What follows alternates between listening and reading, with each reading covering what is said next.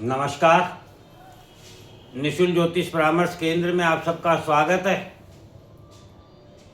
जैसा कि अभी आप सभी महसूस कर रहे होंगे कि विश्व स्तर पर एक घबराहट का माहौल है। आज हम इसी घबराहट बेचैनी को समझने का प्रयत्न करते हैं। विश्व स्तर पर बेचैनी एवं घबराहट का माहौल है। ऐसे में सभी लोग जानना चाहते हैं कि क्या करें। इसके लिए हमें प्रहलाद को समझना होगा। अभी होलिका दहन एक दिन हुआ है और उसमें आपने देखा कि होलिका को जला दिया जाता है और प्रहलाद को निकाल लिया जाता है। प्रहलाद को बचा लिया जाता है। तो जो बेचैनी है उससे बचने का उपाय कौन है? प्रहलाद। तो हमको प्रहलाद को समझना होगा। प्रहलाद जिसका जन्मदाता पिता स्वयं हिरण्यकश्यप एवं बुआ होलिका, जो दोनों प्रहलाद की जान के दुश्मन बन गए, प्रहलाद की हत्या करने के लिए भरसक प्रयत्न किए, लेकिन प्रहलाद को उसकी आस्था और विश्वास तथा भक्ति से विमुख करने के लिए जिंदा को ही अग्नि के सुपुर्द कर दिया गया। ये सब आप लोग जानते हैं। इससे ज़्यादा बेचैनी एवं घबराहट का माहौल क्या हो सकता है, आप सोचें। किंतु प्रहलाद ने अपने मन की शांति एवं धीरजता को नहीं खोया, अपितु अपनी आस्था, विश्वास एवं भक्ति की शक्ति पर अटल रहा। उसके इसी आत्मविश्वास ने भगवान को उसकी रक्षा करने पर मजबूर किया। तो यहाँ हमें क्या समझ में आता है कि ऐसे माहौल में जब चारों तरफ बेचैनी और घबराहट का माहौल हो तो अपने आत्मविश्वास को बनाए रखना होता है। क्या हम प्रहलाद बन सकते हैं? हम प्रहलाद नहीं हैं। यह युग कलयुग है, भौतिक युग है। चारों तरफ बुराइयां व्याप्त है। ऐसे में हम स्वयं को प्रहलाद बना सकते हैं। हमें केवल अपने मन को शांत करना है।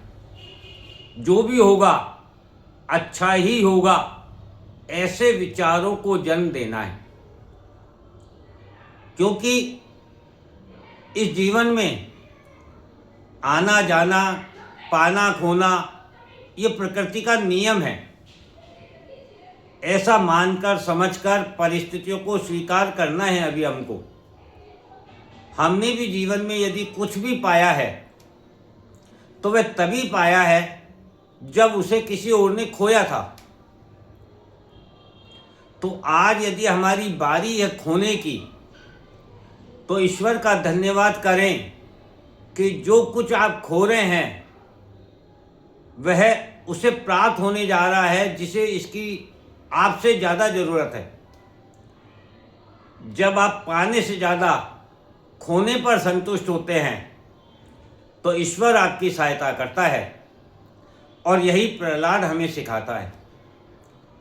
और यही चंद्रग्रहण भी सिखाता है, जो होलिका दहन के दिन ही था, कि पाने के स्थान पर खोने में संतुष्टि प्राप्त करें तो बेचैनी एवं घबराहट नहीं होगी।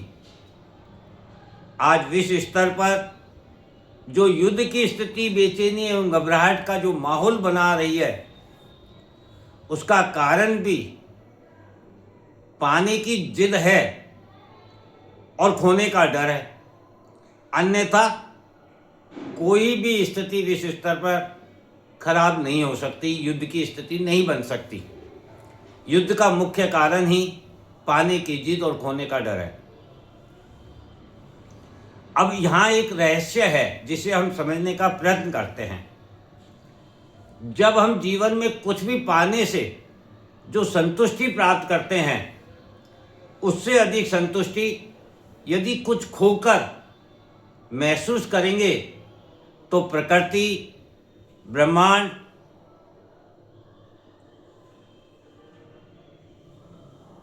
ग्रहों एवं जीवन का वास्तविक रहस्य देने की, खोने की प्रवृत्ति में ही छिपा हुआ है, जिसे हमें समझना है।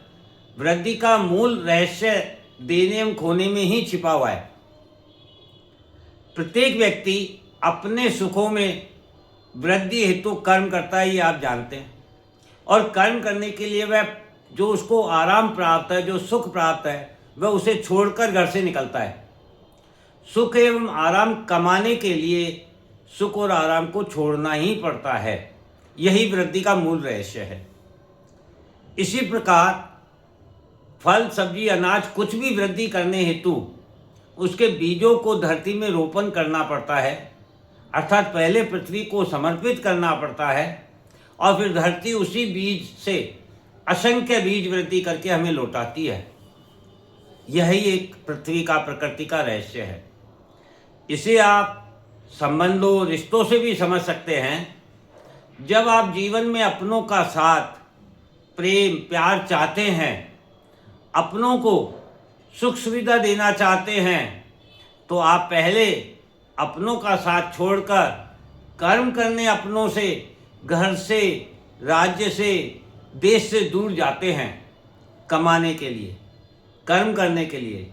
कर्म और परिश्रम करके फिर धन अर्जित करते हैं। और ये धन किसके लिए अर्जित करते हैं? अपनों के लिए, उनको सुख सुविधा देने के लिए। ये भी आपको छोड़ने से वृद्धि के रहस्य को समझाता है। सभी जानते हैं इस बात को,